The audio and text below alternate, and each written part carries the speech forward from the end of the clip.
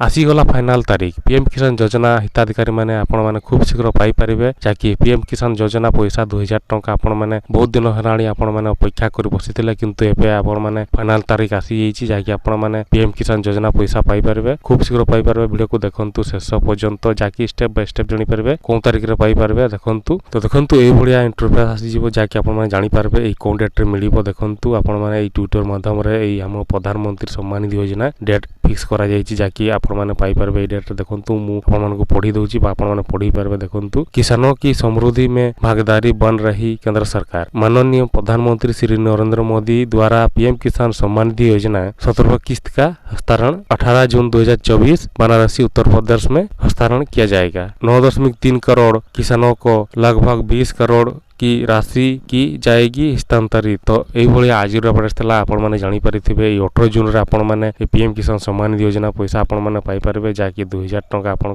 account DBT माध्यम transfer कर तो देखो आपण मैंने जदि बारंबार कही आपण मैंने पीएम किसान सम्मान निधि योजना जदि ईकेआईसी करना